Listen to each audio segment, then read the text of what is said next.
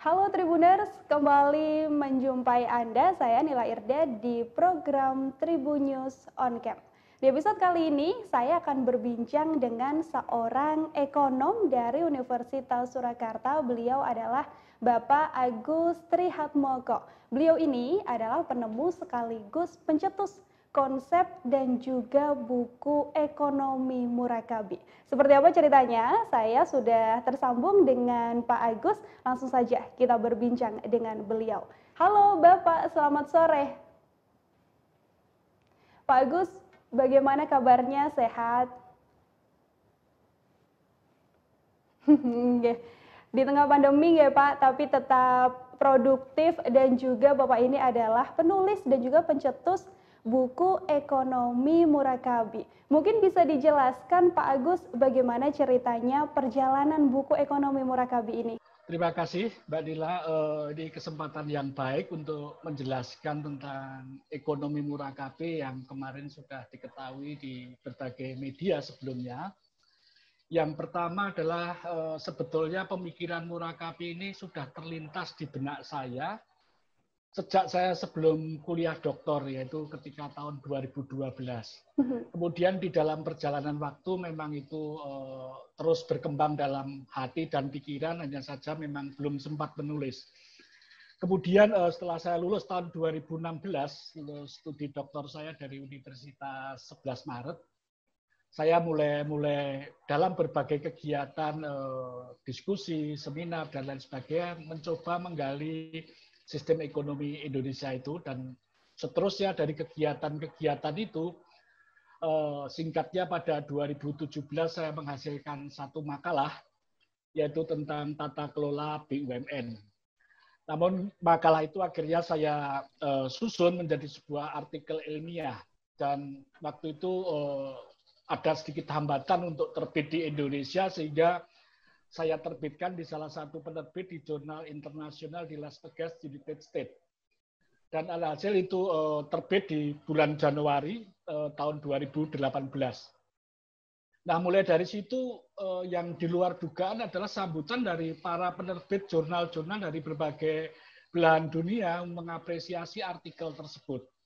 Kemudian setelah itu salah satu penerbit buku yaitu L.A. Lambert's Academic Publishing dari Eropa itu minta izin saya bahwa artikel tersebut akan diterbitkan menjadi sebuah buku.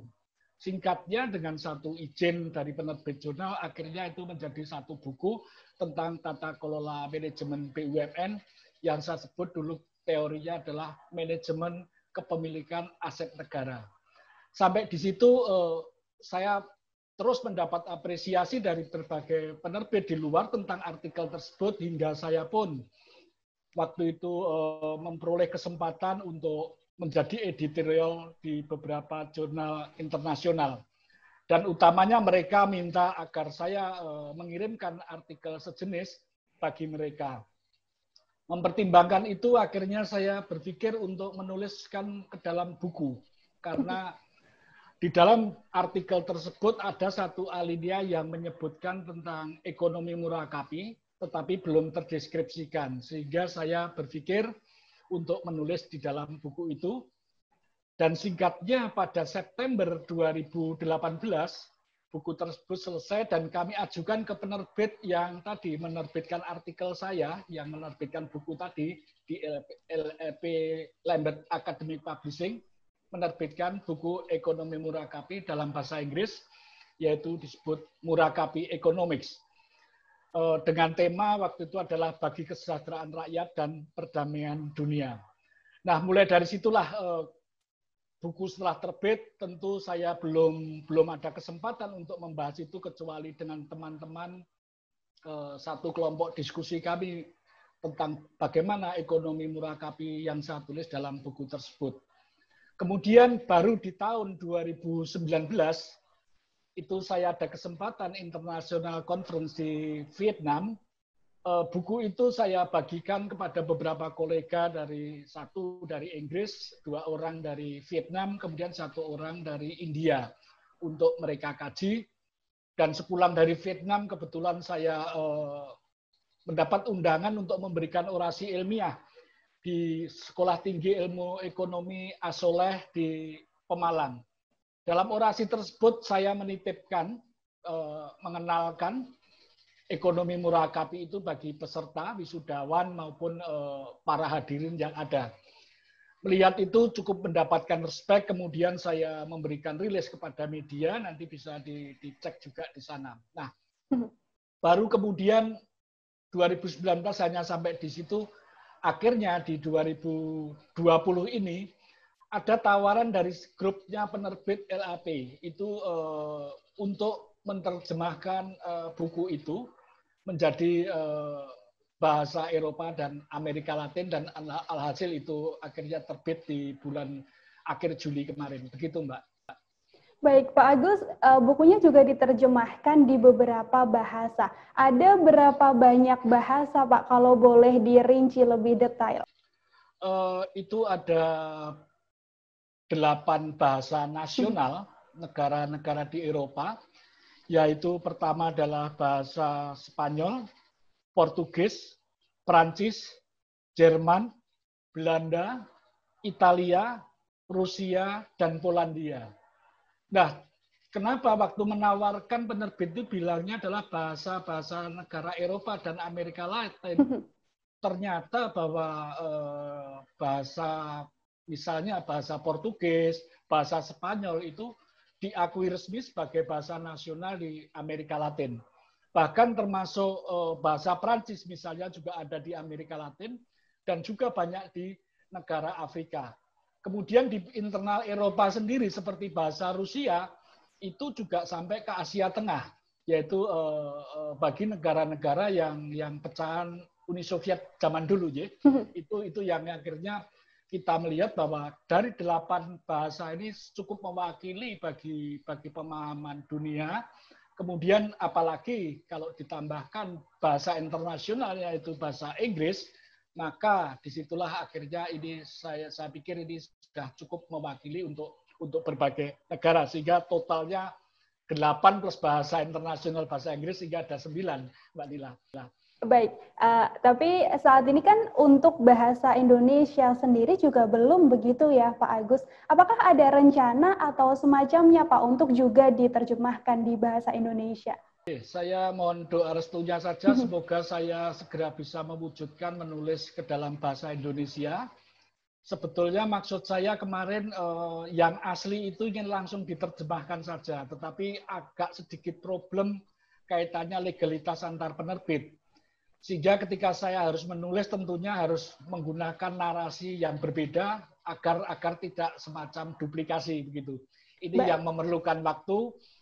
Saya harap tahun ini sudah bisa saya proses. Doakan saja tahun depan mudah-mudahan bisa tertulis dalam bahasa Indonesia, Mbak Nila. Amin. Semoga tahun depan juga buku ekonomi Murakabi ini sudah bisa dibaca juga ya Pak untuk penikmat buku yang ada di Indonesia. Tapi Pak Agus, kalau saya boleh membedah sedikit begitu ya tentang buku ekonomi Murakabi. Bisa dong Pak dijelaskan bagaimana ekonomi Murakabi, kemudian bagaimana sih sebenarnya konsep ekonomi Murakabi itu? Baik.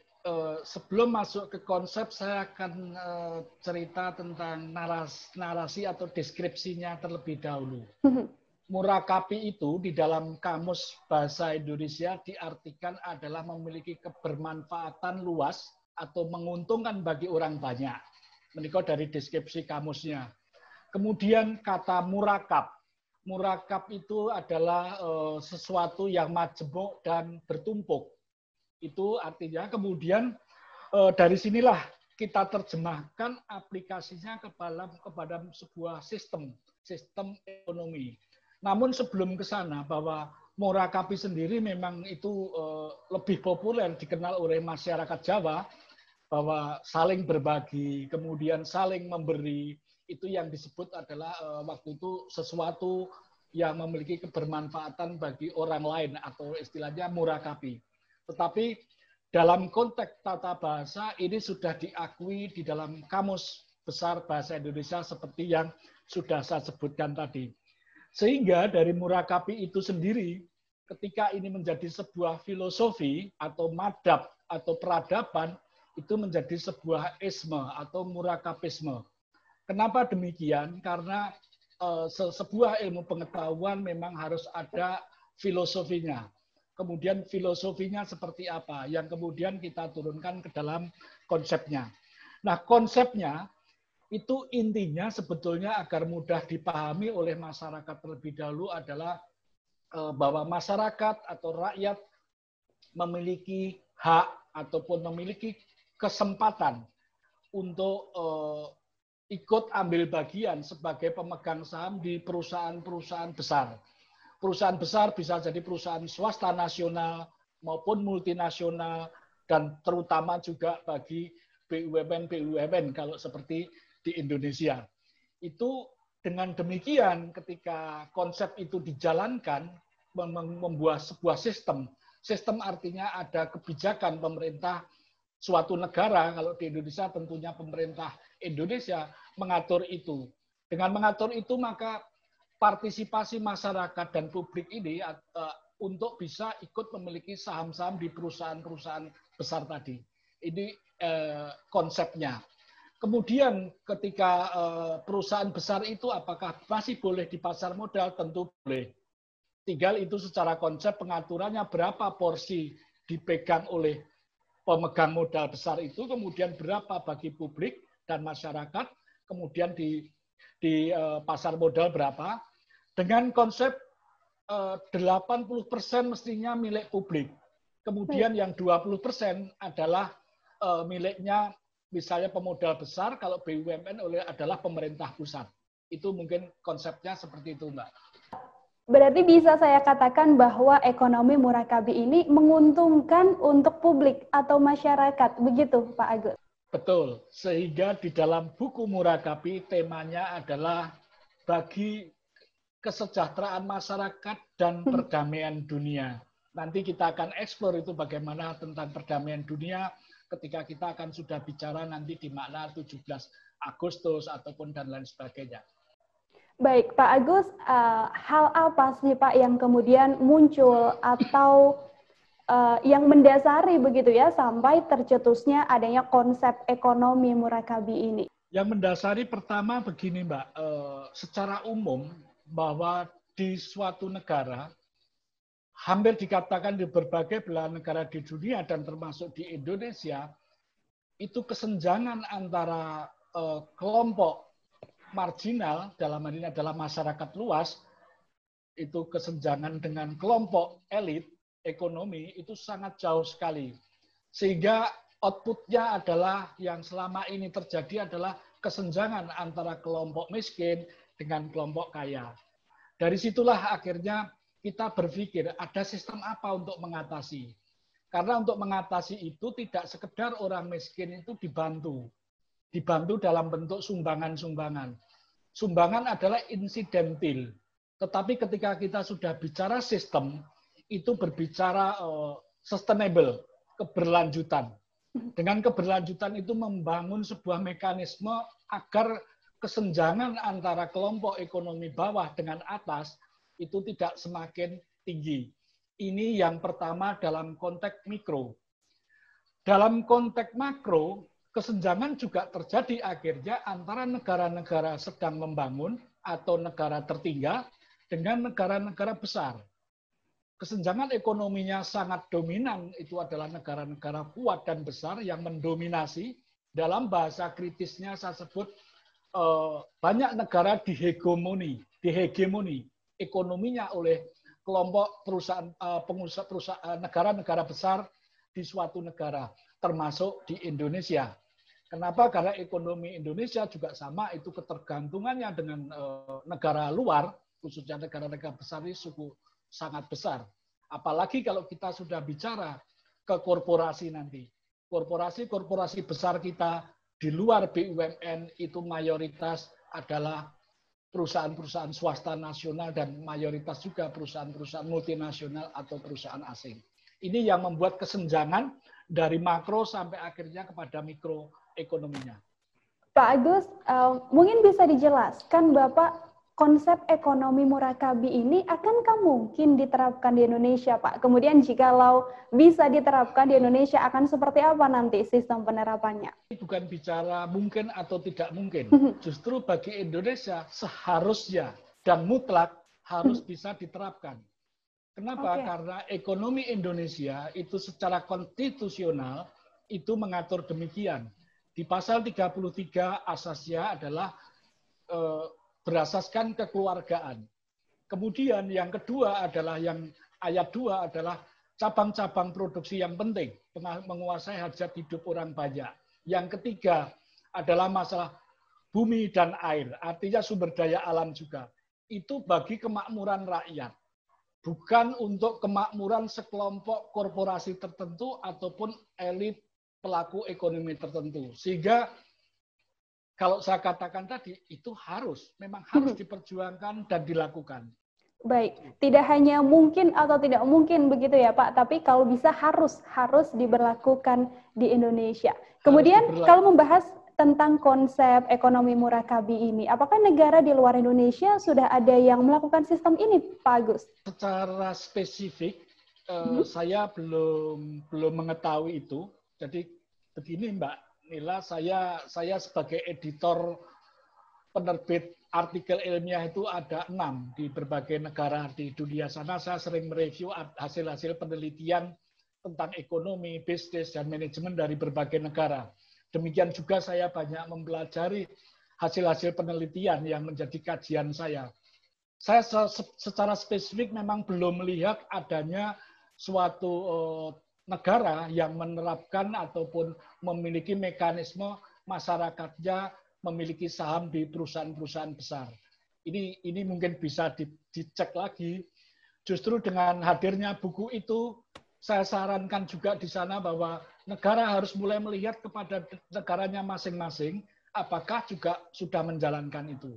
Nah, dalam konteks ini, sebenarnya ketika suatu negara, bahkan Indonesia juga, ketika mau melihat culture budaya masa lalu bahwa ekonomi itu adalah saling menguntungkan atau saling sengkuyungan, saling gotong royong satu dengan yang lain. Filosofinya itu. Ini yang hampir di setiap negara pasti itu memiliki histori yang sama. Yang menarik, beberapa minggu yang lalu saya minta respon teman saya dari akademisi dari India.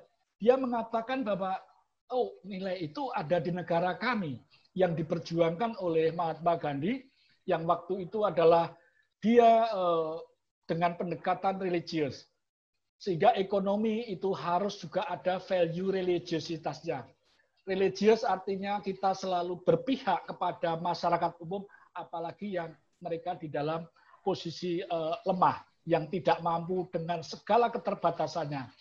Entah keterbatasan pengetahuan, keterbatasan sumber ekonomi, dan lain sebagainya. Sehingga harus itu dituntun atau disinergikan oleh kekuatan-kekuatan yang sudah besar dan maju. Tidak bisa mereka ditinggalkan. Itu yang coba saya gali. Tetapi yang menarik, tetapi saya belum sempat meneliti, saya sempat mengobservasi. Itu yang kalau paling dekat di sini adalah salah satunya Desa Ponggok, Klaten. Mereka memiliki semacam BUMDes, Badan Usaha Milik Desa, yang waktu itu saya lihat di dalam satu pemberitaan, sahamnya katanya oleh masyarakat di desa itu. Bahkan diperkirakan setiap masyarakat di desa itu atas keuntungan BUMDes tersebut, hampir rata-rata tiap bulan kebagian untung sekitar 500.000 atau 400.000 something. Ada sebuah upaya di masyarakat untuk memajukan kebersamaan itu, tetapi saya pikir itu masih suatu relatif kecil, patut dihargai. Dan yang kedua, yang sejak Bung Hatta diperjuangkan tentunya ekonomi ini dengan teknik koperasi. Jadi koperasi itu sendiri adalah sebetulnya menjalankan makna dari murakabi tadi. Ya, jadi semua anggota memiliki kepentingan yang sama, nanti ada dapat sisa hasil usaha. Tetapi koperasi tidak bisa kuat. Karena apa? Karena di era modern ini dengan saham tentunya berbeda. Kalau di sana hanya anggota koperasi, tetapi dengan saham ada semacam surat berharga, legalitas, dan lain sebagainya. Saya pikir itu di abad yang modern ini lebih tepat kita masuknya kepada sistem kepemilikan perusahaan tadi adalah saham bagi masyarakat.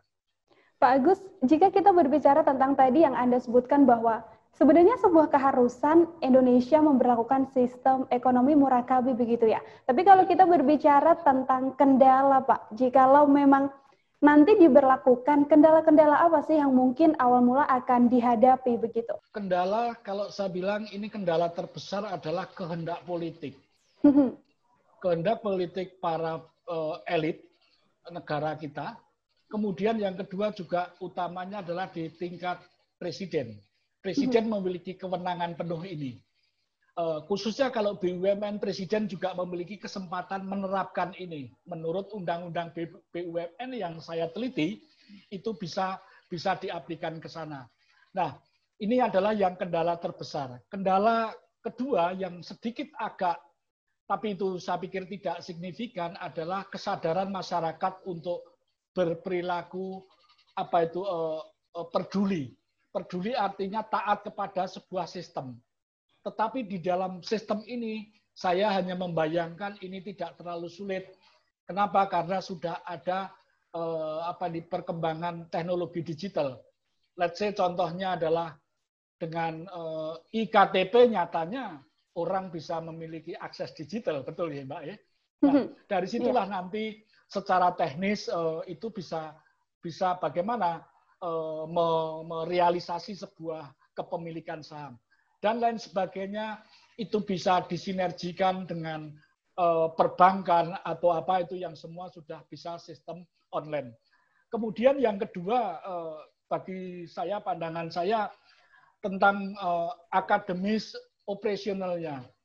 Itu tidak akan banyak menghadapi kendala. Karena apa? Karena sebetulnya di Indonesia ini kita juga sudah banyak ahli, ya manajer-manajer handal ataupun direktur-direktur handal. Dia mengetahui bagaimana itu tentang good corporate governance. Kemudian yang kedua, bagaimana manajemen pemasaran, bagaimana manajemen keuangan, bagaimana manajemen sumber daya manusia. Bahkan di sini akan masuk strategi tentang pemasaran internasional. Kenapa? Karena setelah kita sinergi dengan perusahaan-perusahaan tadi, perusahaan multinasional dan lain sebagainya, itu nanti juga akan terjadi masalah pemasaran internasional untuk sebuah produk-produk yang dihasilkan dari bangsa ini. Oleh sebab itu, kalau teknis saya tidak khawatir dan tentunya saya juga paham bagaimana itu operasionalisasinya secara detail di dalam manajemen maupun keekonomiannya. Mungkin seperti itu, Mbak. Baik, Pak Agus, dalam sebuah artikel yang saya baca, mohon maaf kalau seandainya saya salah bisa dikoreksi ya Pak ya. Ada yang mengatakan bahwa ekonomi murakabi ini diperuntukkan sebagai respon terhadap situasi krisis ekonomi global. Benarkah begitu Pak Agus? Bagaimana penjelasan Anda? Betul, itu argumentasi saya. Kenapa? Karena di dalam satu kajian itu bahwa sistem ekonomi dengan pendekatan persaingan bebas itu selalu pada titik tertentu akan menghadapi sebuah krisis atau resesi. Kalau ya saya tidak terlalu meyakini apakah itu periodenya 10 tahunan atau seperti apa, tetapi kita sudah tahu tahun 1998, kemudian 2008, dan sebetulnya 2020 ini di tahun lalu sudah kita prediksikan, khususnya saya juga memprediksikan bahwa 2020 akan terjadi krisis ekonomi secara global. Nah, ketimpalah masalah COVID ini. Nah, kenapa itu terjadi? Karena setiap persaingan atau kekuatan kapitalisme itu mengabaikan tentang daya beli. Mereka yang diperebutkan adalah merebutkan pasar. Sehingga antar perusahaan baik nasional maupun multinasional akan menge-push produksi sekuat tenaga, investasi di-push. Sementara daya serap pasar itu ada keterbatasannya. Oleh sebab itu, saat titik itu terjadi, maka terjadi krisis. Bisa tingkat nasional, tetapi ketika sudah di dalam mekanisme global ini, krisis bisanya juga terjadi secara global. Nah, ini tentunya kenapa saya anggap sebagai respon, ada satu pemikiran baru dalam kajian ini bahwa mari kita mulai yang sifatnya liberalis sekali atau persaingan adu kuat ini mulai diubah menjadi sebuah tatanan kerjasama. Baik kalau di tingkat mikro itu adalah kerjasama antar pelaku ekonomi di tingkat masyarakat suatu negara, tetapi kalau kita bicara global, itu adalah kita melakukan kerjasama antar negara-negara. Dalam konteks ini, ekonomi murakabi bukan anti perusahaan asing. Justru kita memberi kesempatan perusahaan asing atau perusahaan apapun itu juga boleh berkembang di suatu negara. Syaratnya hanya satu, jangan menguasai, jangan menghegemoni. Mereka harus bekerja sama dengan pemerintah setempat, pemerintah pusat, pemerintah daerah, dan masyarakat tadi dalam bentuk kepemilikan. Sehingga ketika itu terjadi, tatanan ekonomi pertama akan memperoleh harmonisasi.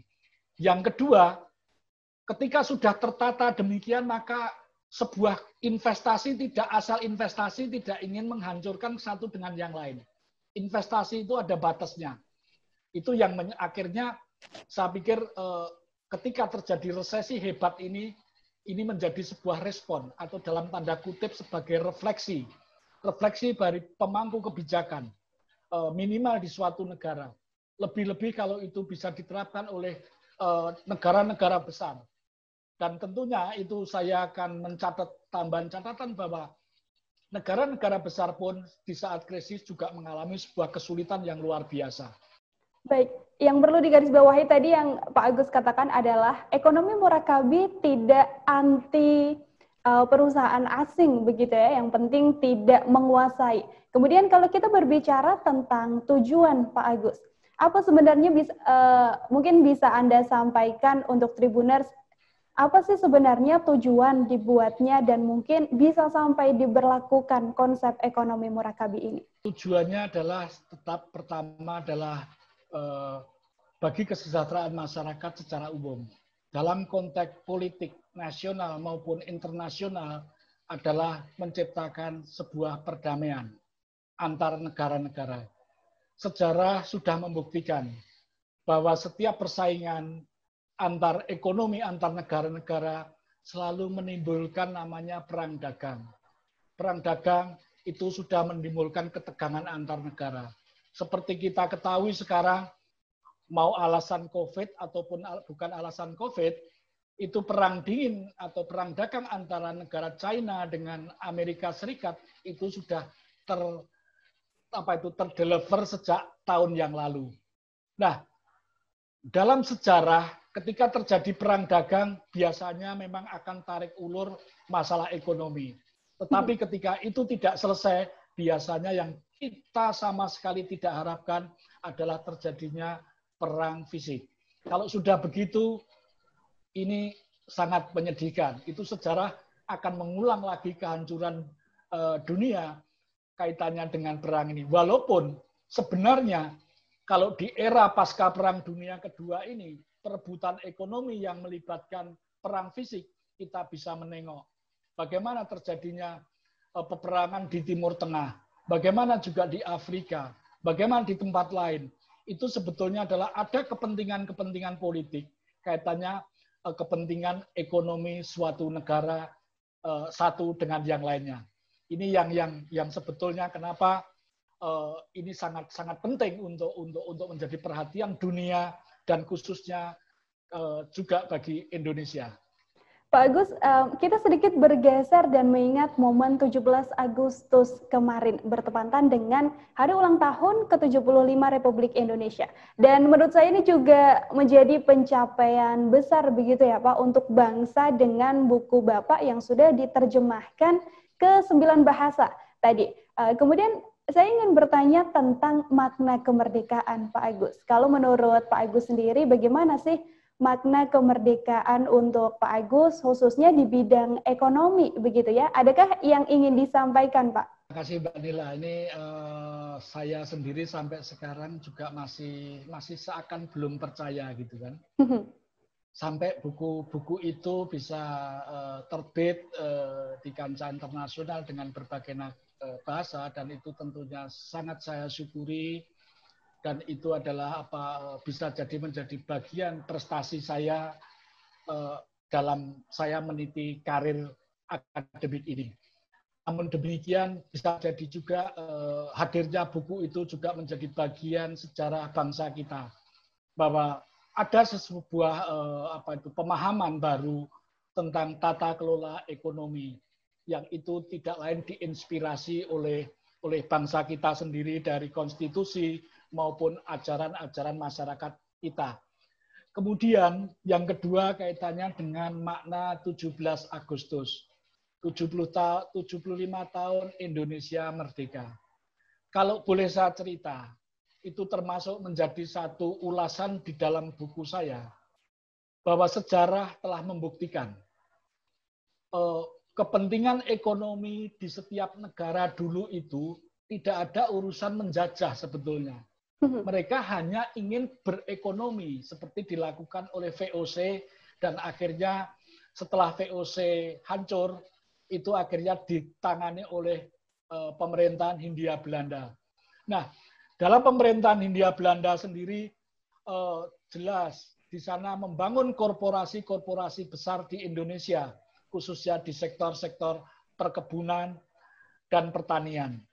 Nah, kenapa waktu itu terjadi perlawanan di setiap daerah, ataupun kalau kita sebut kerajaan-kerajaan Nusantara yang dulu di tiap-tiap daerah di Indonesia sekarang? Karena di sana terjadi hegemoni atau kekuasaan mutlak tata kelola sumber daya alam ataupun tata kelola ekonomi di suatu negara ataupun kerajaan tersebut. Di sanalah terjadi perlawanan yang luar biasa. Kalau kita menengok sejarahnya, kita hampir setengah abad melakukan itu. Nah, di pasca kemerdekaan Indonesia kita tahu persis selama 3 sampai 4 tahun, yaitu 1946, 47, 48, itu terjadi peperangan yang luar biasa. Para pahlawan kita ataupun para pejuang kita tidak ingin lagi ada kolonialisme. Tidak ingin lagi ada kehadiran lagi satu negara yang ingin menguasai negara kita. Yaitu waktu itu Belanda ingin kembali beserta sekutunya. Itu perang luar biasa. Artinya apa? Bahwa perjuangan ini adalah ingin bahwa sebuah kemerdekaan itu tidak hanya kemerdekaan di dalam memerintah, tapi kemerdekaan bagi kehidupan. Merdeka juga bukan berarti bebas. Merdeka adalah mengangkat harkat masyarakat, harkat hidup khususnya orang bawah menjadi setara. Dalam tanda kutip, memiliki kesetaraan kasta. Kasta dengan yang lebih tinggi. Nah, ini harus menjadi sebuah refleksi baru. Saya mohon maaf, sebetulnya saya tidak nyaman kalau kita menyebut kelompok buruh. Saya tidak nyaman ketika kita menyebut kelompok UMKM. Kenapa? Karena di sini sudah menjadi dikotomi antara kelompok besar dengan kelompok kecil. Itu sama ketika zaman dulu, zaman Belanda.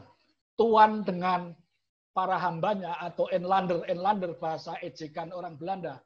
Nah, oleh sebab itu, perenungan ini agak filosofis sedikit. Tetapi ketika kita mau bersama-sama antara negara atau pemerintahan itu pemerintahan negara, juga pemerintahan perusahaan, itu bersama-sama dengan stakeholder, masyarakat khususnya, dalam konsep tadi. Mengajak atau memberi kesempatan masyarakatnya memiliki saham. Artinya di sana akan ada kesetaraan ekonomi. Dari titik inilah kita seakan-akan sudah akan menuju sebuah kemerdekaan yang sesungguhnya. Sesungguhnya kemerdekaan itu juga ada unsur keadilan.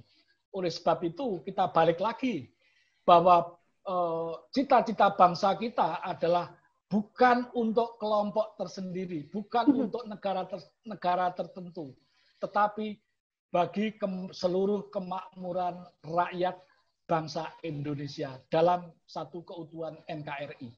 Dari kacamata Anda seorang ekonom, Pak Agus, secara umum bisa dong dijelaskan ketika kita melihat sistem ekonomi di Indonesia sekarang? Seperti apa kalau dari kacamata Anda, Pak Agus? Baik, Mbak Dila, saya selalu terbuka dan itu menjadi satu prinsip pemikiran akademis kita bahwa kita objektif, berani jujur mengatakan apa yang sebenarnya terjadi.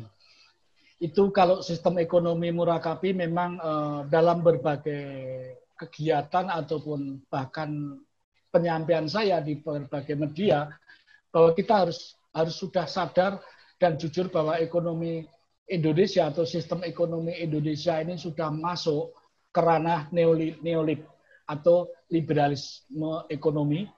Kenapa? Karena memang liberalisasinya hampir dikatakan tidak terkendali lagi. Ini dalam perkembangan terbaru juga demikian, sehingga kesininya kesenjangan antara kelompok pelaku usaha kecil dan besar itu semakin jauh. Nah, dalam konteks liberalisasi ekonomi ini jelas, itu adalah para ahli dulu menyatakan bahwa yang kuat akan semakin kuat. Kalau perlu, kalau ada yang lemah baru mau kuat, kalau perlu harus dimatikan terlebih dahulu agar dia tidak menjadi pesaingnya mereka. Oleh sebab itu, ini adalah satu hal yang tidak bisa dipungkiri, harus menjadi satu refleksi untuk menemukan satu sistem. Kalau saya konsisten merekomendasi sistem ekonomi murakabi.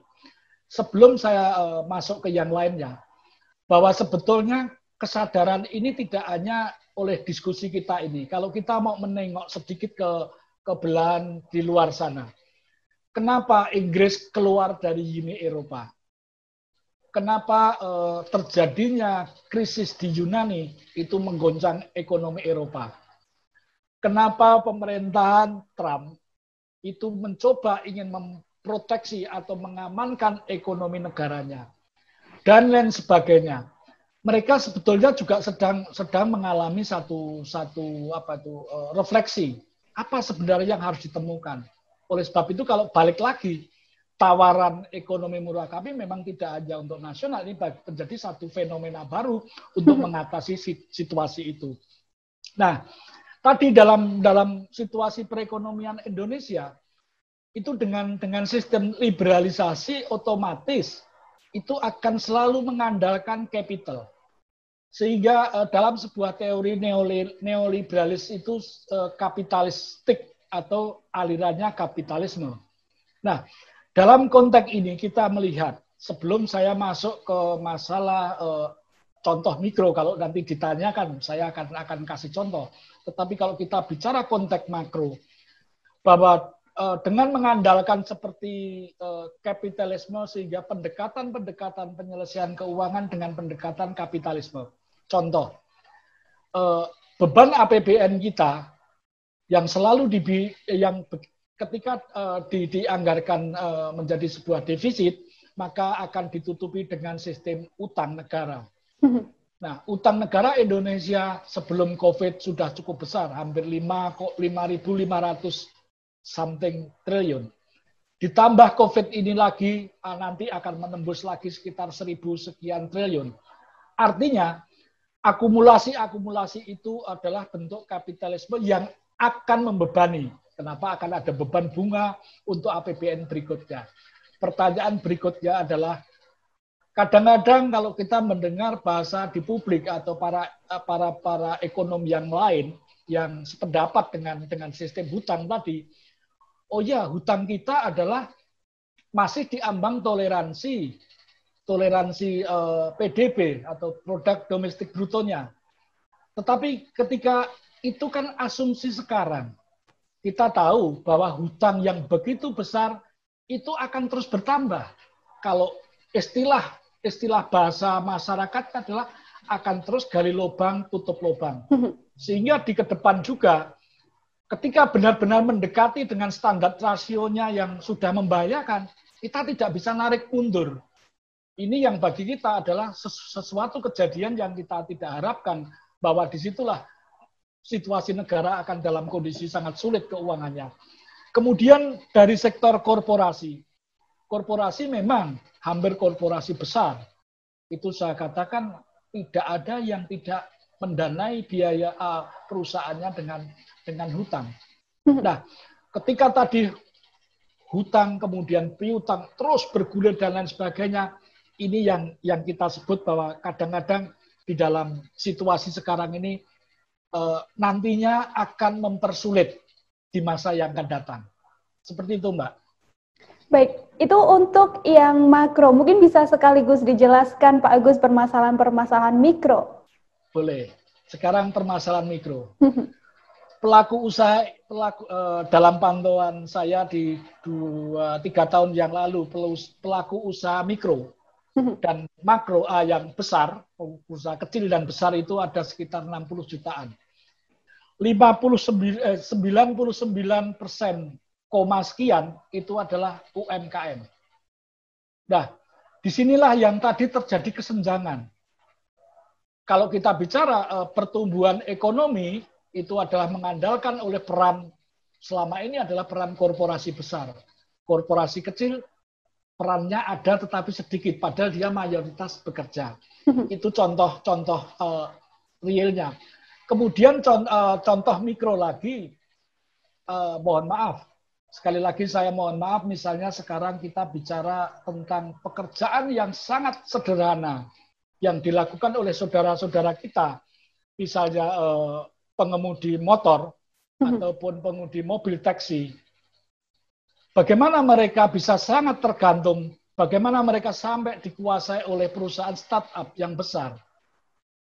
Ini tentu akan sedikit kurang nyaman. Bahkan kalau saya mengkritisi seperti misalnya pengemudi online ataupun dan lain sebagainya, mereka harus membayar lebih dahulu kepada penyelenggara sistem itu, artinya membayar lebih awal penghasilan bagi mereka. Nah, contoh-contoh mikro ini akhirnya bagi kita menjadi satu perhatian. Kenapa tidak justru koperasi taksi itu dibuat satu sistem seperti sistem digitalisasi startup, itu negara harus hadir. Tapi justru sekarang koperasi-koperasi taksi banyak gulung tikar. Itu yang pertama. Kemudian kalau kita melihat juga bahwa modernisasi, saya sependapat, modernisasi harus jalan. Karena memang dunia ini sudah modern. Tetapi ketika over begitu banyak modern market hadir di tengah-tengah kota, itu pasti akan melemahkan kelompok tradisional. Nah, ini akan terjadi oversupply. Salah satunya seperti itu. Saya tidak sependapat kalau kemarin banyak mal-mal tutup karena hanya oleh faktor faktor banyak orang perilaku konsumen yang berubah dengan belanja digital. Saya tidak terlalu sependapat itu, walaupun itu juga ada dampaknya. Tetapi karena itu adalah ketidakterkendaliannya mengelola tadi, yang besar-besar akhirnya semua bersaing, bertumpuk di satu tempat, sehingga mereka juga menghadapi satu masalah. Itu contoh-contoh yang mikro. Yang terbaru Mbak Nila, yang barusan saya juga ulas sedikit di media adalah contoh mikro itu adalah ini hadirnya proyek food estate. Seperti apa itu, Pak? Nah, food estate ini adalah akan ada kebijakan dari pemerintah, sudah ada, tapi tahun 2021 itu akan didukung habis. Kaitannya ketahanan pangan ini anggarannya cukup besar. Itu akan dibuat sentra-sentra pertanian. Sentra-sentra pertanian, ada yang dikelola oleh BUMN, ada juga oleh swasta nantinya. Nah, disinilah akhirnya nanti pertanian itu tidak original dilakukan oleh masyarakat. Nanti adalah korporasi-korporasi yang membuat sentral itu yang akan kalau dalam tanda kutip kalau berhasil itu akan besar. Itu kembali akan mengulangi zaman kolonialisme yang kita tahu kalau kita ke kebun teh, ya, ke kebun kopi, itu adalah dulu bentuk sentralisasi pertanian oleh kelompok kolonial. Nah, apakah kita akan melakukan hal yang sama? Ini harus menjadi refleksi sehingga penerapannya itu kebijakan ekonomi jangan meninggalkan masyarakat kecil. Dan masyarakat kecil hanya jangan terlalu mudah, sudah saya bantu dengan bantuan langsung tunai atau apa. Itu memang boleh, tetapi ada hal-hal yang harus tersistem, terstruktur. Ini yang sebetulnya harus menjadi kajian-kajian oleh para pengambil kebijakan. Tentunya masih banyak hal yang perlu didiskusikan untuk hal ini. Baik, sekarang juga Indonesia sedang dilanda pandemi begitu ya Pak, dan pemerintah selain tadi fokus untuk membantu masyarakat di bidang kesehatan, juga sekarang sedang fokus untuk pemulihan ekonomi, begitu. Kemudian bagaimana kalau menurut Pak Agus?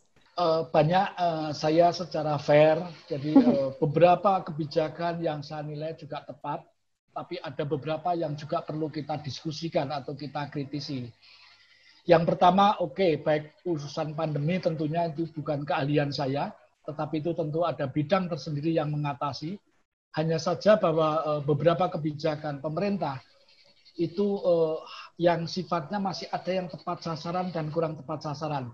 Dan ini pun debatable. Debatable artinya baiklah dalam situasi ini tentunya tidak perlu berdebat panjang. Apa yang sudah dilakukan bagi saya itu positif saja. Namun demikian, cara mengatasi ini tidaklah harus konvensional. Artinya begini, kalau ada kesulitan ekonomi, kita langsung buat bantuan. Itu dari zaman dulu. Mari kita sedikit juga kita berpikir, selain kita konvensional, kita harus ada transisi.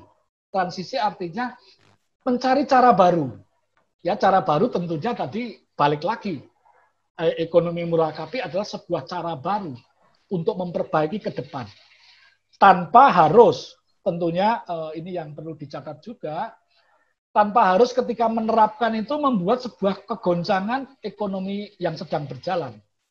Tentu ada strategi-strateginya, ada tahapannya, ada bentuk-bentuk negosiasi. Jangan sampai nanti ini dibayangkan, wah ketika ekonomi di murakabi dijalankan langsung semua kacau. Tidak. Justru jangan.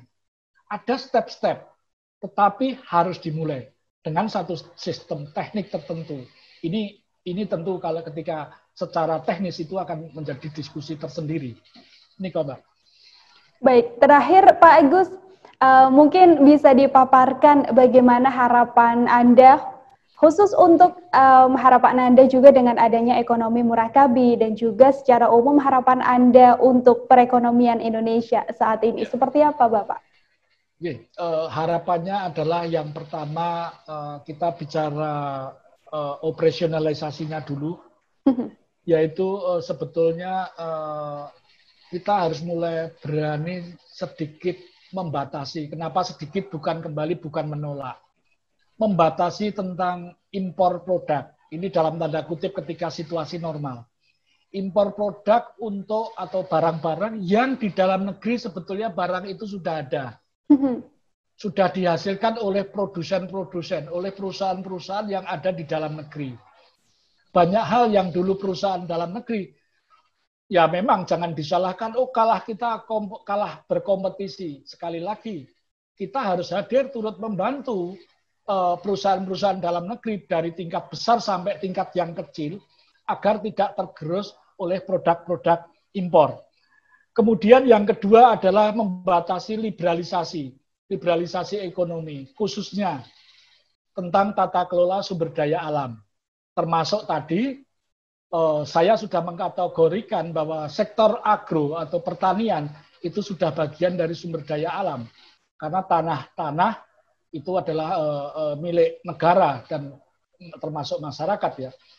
Ketika itu nanti diliberalisasikan, perlu diingat juga bahwa diperkirakan tahun 2040 itu dunia akan membutuhkan tanah. Sehingga bagi pelaku usaha besar, dia mudah saja kok untuk melakukan tadi sentral-sentral kayak food estate tadi. Dan ini sudah dibuktikan Mbak Nila ya. Kalau kita mau nengok perkebunan, mari kita bayangkan kita ekonomi agro tadi yang turut mensubsidi pertumbuhan ekonomi positif, itu kan perkebunan sawit itu kan mayoritas dikuasai korporasi. Separuh besar itu korporasi swasta, separuh lagi korporasi BUMN. Lah masyarakat apakah hanya jadi buruh taninya? Ini yang tentunya harus dikendalikan. Let's say ekonomi murakabi belum diterapkan, tetapi sektor-sektor strategis mestinya itu lebih dikuasai oleh perusahaan-perusahaan bertitel badan usaha milik negara, termasuk juga BUMD. Kemudian dalam konteks strateginya lagi, masa depan ekonomi Indonesia tentu harus mempertimbangkan bahwa ekonomi agrobisnis itu akan menjadi fondasi. Mengingat negara kita negara agraris. Selain dari itu, bersamaan dengan itu pula, itu adalah membangun ekonomi energinya yang mulai mengedepankan potensi-potensi energi baru terbarukan. Perlu diingat bahwa energi fosil cepat atau lambat sudah dalam perhitungan itu akan habis. Nah, ketika habis apakah kita juga harus impor? Padahal kita bisa membangun banyak nanti kalau melihat di artikel saya itu potensi energi baru terbarukan. Kemudian yang kedua dalam konteks digitalisasi teknologi dalam ekonomi, saya merekomendasi bahwa negara juga harus hadir. Digitalisasi ini jangan hanya diserahkan kepada korporasi swasta, khususnya bagi sektor-sektor yang itu pemanfaatannya bagi kelompok ekonomi lemah. Ya, tadi saya contohkan itu masalah pengemudi online dan juga UMKM tadi. Sehingga ketika itu oleh negara atau perusahaan BUMN, tentu nanti halnya akan berbeda. Karena teknologi digital nanti kaitannya dengan pemasaran itu baik nasional itu diharapkan mampu mengakselerasi keperdagangan dunia juga. Menika secara detailnya, tetapi kembali lagi ketika sudah dibangun bersama-sama dan nanti menghadirkan rakyat ikut berpartisipasi tentunya akan lebih baik. Terima kasih banyak Pak Agus untuk penjelasannya dan juga hal-hal yang mungkin baru diketahui juga oleh Tribuners tentang ekonomi murakabi. Semoga ekonomi murakabi ini juga bisa jadi salah satu jalan begitu ya untuk memperbaiki perekonomian di Indonesia sendiri pada khususnya. Pak Agus, sekali lagi terima kasih banyak untuk penjelasannya dan juga sudah mau berbincang dengan saya di tribunnews.com. Sama-sama Mbak Nila, saya terima kasih dan salam saya bagi semua rekan-rekan media di Indonesia yang selama ini saya pikir integritasnya cukup luar biasa, dengan sukarela juga turut membantu berdiskusi, menyampaikan pandangan-pandangan saya bagi publik. Semoga itu juga bermanfaat. Dan kesempatan ini bagi saya juga sangat terima kasih saya sampaikan kepada Mbak Nila dan Tribun. Ya, terima kasih banyak sekali lagi Pak Agus dan Tribuners. Itu tadi bincang-bincang saya dengan Pak Agus tentang ekonomi murakabi. Nantinya pasti masih akan banyak lagi sosok-sosok lain yang berbincang bersama saya di Tribun News on Cam. Jadi selalu pantengin terus channel YouTube tribunnews.com. Sampai jumpa. Terima kasih sudah nonton. Jangan lupa like, subscribe, dan share ya.